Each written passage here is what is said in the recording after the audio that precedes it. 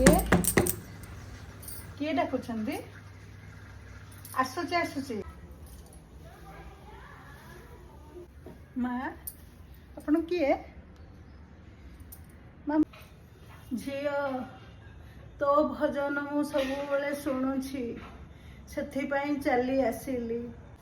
ଆପଣ ସେଠି ବସନ୍ତୁ, ମୁଁ ଦେଖନ୍ତୁ ମନ୍ଦାର ଫୁଲ ମାଳ ବି ପ୍ରସ୍ତୁତ କରିସାରିଲେଣି।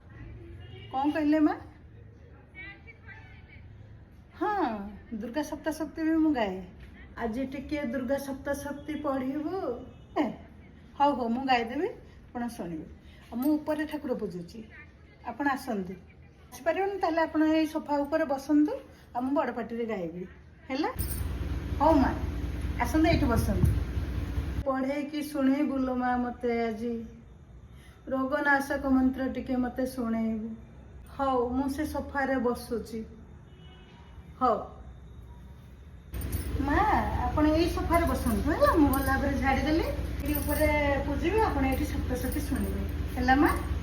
ମୁଁ ତ ଉପରକୁ ଯାଇପାରିବି ନାହିଁ, ତୁ ଟିକେ ବଡ଼ ପାଟିରେ ଶୁଣେଇବୁ ଲୋ ମା। ଦୁର୍ଗା ସପ୍ତଶତୀରୁ ଗୋଟେ ଲାଇନ୍ ବି ଶୁଣେଇବୁ ମତେ ଆଜି। सर्वमंगल मांगल्ये शिवे सर्वार्थ साधिके शरण्ये त्र्यंबके गौरी नारायणी नमस्तुते।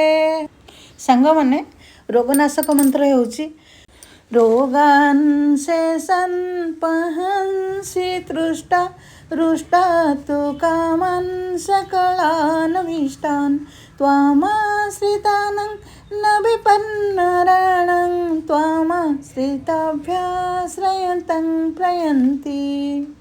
ସାଙ୍ଗମାନେ ନିରୋଗୀ ରହିବା ପାଇଁ ମାତାଙ୍କର ଏହି ରୋଗନାଶକ ମନ୍ତ୍ରକୁ ଆପଣମାନେ ସବୁବେଳେ ଜପ କରନ୍ତୁ ଆଉ ନିରୋଗ ରୁହନ୍ତୁ। ଯଦି ନବରାତ୍ରରେ ଆପଣ ଏହି ମନ୍ତ୍ରକୁ ପାଠ କରନ୍ତି ତାହେଲେ ମାତା ବହୁତ ଖୁସି ହୁଅନ୍ତି ଆଉ ଆପଣମାନଙ୍କୁ ବହୁତ ଆଶୀର୍ବାଦ ଦିଅନ୍ତି।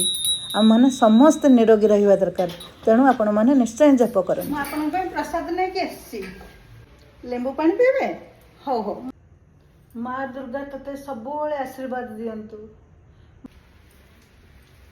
ନିଅନ୍ତୁ ଲେମ୍ବୁ ପାଣି ନିଅନ୍ତୁ। ମା ମା କୁଆଡ଼େ ଗଲେ? ମା ମା ତ ଏଠି ବସିଥିଲେ, କୁଆଡ଼େ ଗଲେ?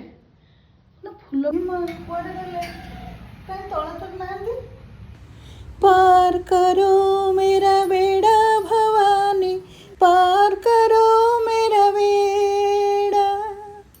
ବ୍ୟଞ୍ଜନ ପ୍ରିୟ ନୁହନ୍ତି, ମାତା ଭାବନା ପ୍ରିୟ। ମାତାଙ୍କୁ ଆପଣ ଭକ୍ତିରେ ଡାକନ୍ତୁ, ଶ୍ରଦ୍ଧାରେ ଡାକନ୍ତୁ, ପ୍ରେମରେ ଡାକନ୍ତୁ। ହାପି ନବରାତ୍ରି ସାଙ୍ଗମାନେ, ଜୟ